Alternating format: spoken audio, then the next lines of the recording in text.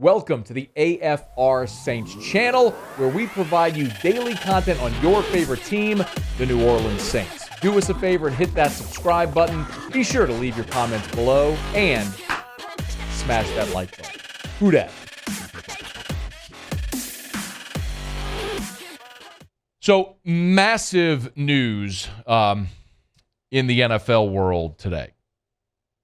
It started off, and we thought that the groundbreaking, earth-shattering news was going to be about Aaron Rodgers.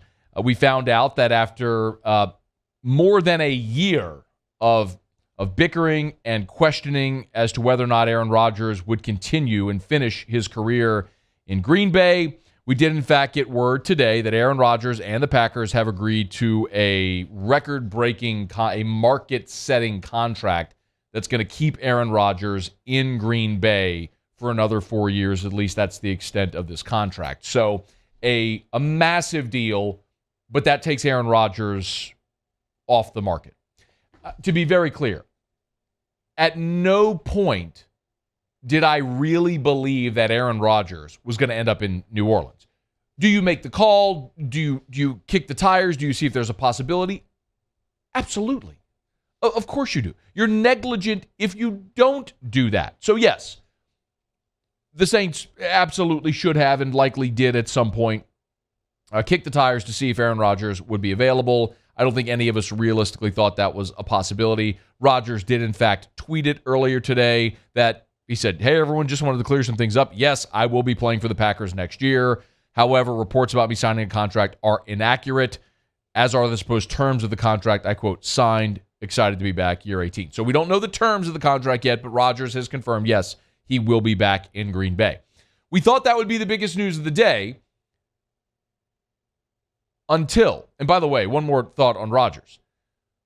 I never thought Rodgers would end up in New Orleans, but if Rodgers did leave Green Bay, that would have set off a round of musical chairs, right? It would have been another job open in the NFC and then the Packers. Although Jordan Love was there, but what does that mean? And if Rodgers had gone to another place, what does that mean for an incumbent? All that stuff. So, Rodgers is staying put.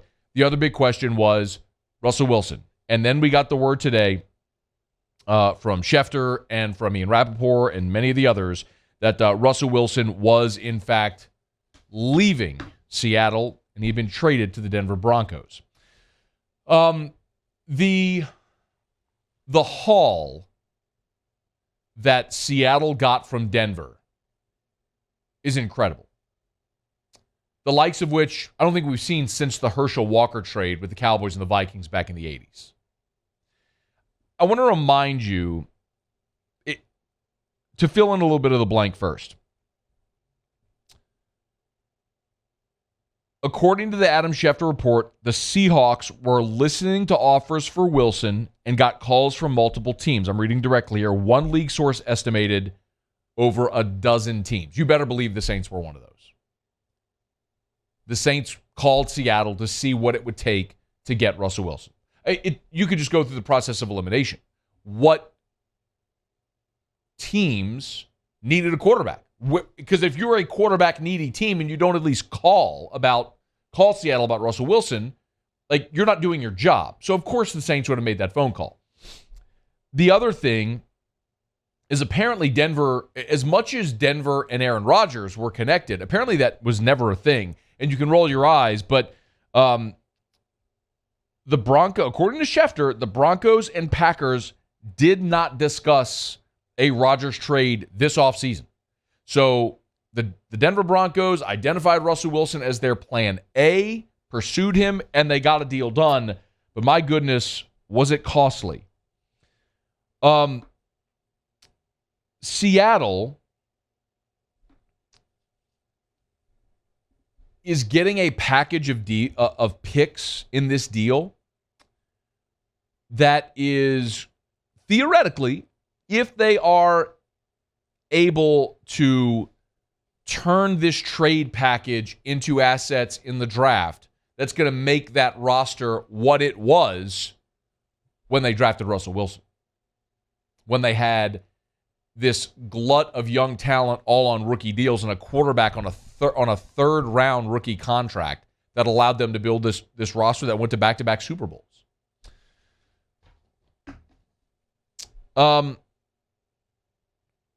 Seattle is getting 2 1s, 2 2s, a 5, and 3 players, which includes Drew Lock, Noah Fant, their tight end, and defensive lineman Shelby Harris. As a reminder, all throughout this offseason, when we've talked about the possibility of the Saints trading for Russell Wilson, I've pointed out that you got to use the Matt Stafford trade as your market setter. And the Rams acquired Matthew Stafford for 2 1s, a 3, and Jared Goff. It had 2 first-round picks, a third-round pick, and Jared Goff. So 3 picks and a player. Seattle just got 2 1s, 2 2s, a 5, and 3 players. 5 picks and 3 players for Russell Wilson and a 4th-round pick. That's an incredible deal for Seattle. I mean, Denver paid handsomely for it. The question is, if you're the Saints, would you have done that deal? And I don't know if they have the necessary assets to have gotten a deal like that done, but it really becomes a question of how much do you value a quarterback? If you think that the only thing you're missing to being a contender is a quarterback, then you absolutely do that deal. You forfeit future assets for a championship caliber quarterback to win now. Now I have a comment about Denver, which is look at the division you're going into. With Mahomes in KC, with Herbert in Los Angeles with the Chargers, and then with Carr and the Raiders.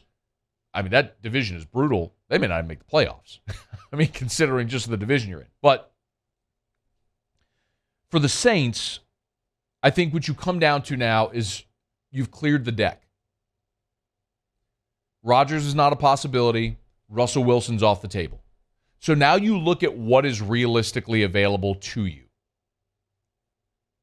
The most obvious answer remains Jameis Winston, the guy that's been in your building for the past 2 years, a former number 1 overall pick who has a 5,000-yard season under his belt, who led you to a 5-2 record to start the season without his number 1 wide receiver, by the way. That's the most obvious answer right now. Your other options, do you trade for Jimmy Garoppolo? But would you prefer Garoppolo over Winston? I wouldn't. I would take Winston in a heartbeat.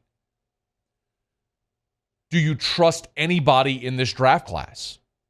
Are you willing to use the 18th overall pick or move up to take a Kenny Pickett, to wait on a Matt Corral, to take a Malik Willis? Do you believe that franchise quarterback is in this draft? Because if not, then it's not worth giving up the asset for the player. Not for a project. The other option is you bring in a 1-year stopgap. Look, Teddy Bridgewater is a great example of a guy who could be that. He's a free agent. He knows New Orleans. He's been here before. You could get Teddy Bridgewater. He could be a 1-year stopgap for you, and then you go into next year looking to draft that quarterback of the future. That's an option. I still don't think any of those options are as good as committing to Jameis Winston. At some point, you've got to be pot committed. It's easy to look back in hindsight and say, well, of course they made a great deal to Drew Brees to get him from San Diego, but it wasn't that easy. I mean, the Chargers moved on from Drew Brees. They decided they were more committed to Phillip Rivers because they didn't think Brees was going to be a championship quarterback. And Brees was coming off a devastating shoulder injury. It wasn't that easy for the Saints to do what they did back then. That $60 million contract they committed to Drew Brees back in 2006. Obviously, it worked. But I don't think any of us at the time they signed Drew Brees were convinced that they just signed the greatest player in the history of the franchise and a guy that was going to rewrite the NFL record book. But it happened. At some point, you have to trust your valuation and decide, is this your guy? And that's where the Saints are with Jameis Winston. They have to decide, is this your guy? He's stuck with you back-to-back seasons on a 1-year deal. Now you have to decide, is this your guy? Are you going to give him a 5-6-year contract and commit to him as your franchise? If not, then he's going to command a big dollar on the open market because you have quarterback-needy teams. And he's a quarterback that has shown he can win in the NFL. And in the right place, He's grown tremendously and can potentially be a championship caliber quarterback. We'll see if he ever elevates to that status. I don't think any of us were thinking Matthew Stafford was going to be that, but look at where he is in the right situation. Maybe that's the case for Jameis again. The alternative is you kick the can down the road for another year. But look at all of the money you have invested in Ryan Ramczyk, in Marshawn Lattimore, in Alvin Kamara, in Michael Thomas, what you're very likely about to pay Marcus Williams. Look at all the money you have invested in winning with this roster now. Are you really going to punt another season? Maybe. Or maybe the answer is right there. The deck just got cleared today, y'all. There's no more hypotheticals about Aaron Rodgers or Russell Wilson. Those are gone. Your options are what they are. And I don't think any of them are no doubters. But one is very clearly a better option than the rest. And he's a guy that's been on your roster the last 2 years. Hey, thanks so much for watching. Please leave your comments. I love to interact. And be sure to hit the red subscribe button below.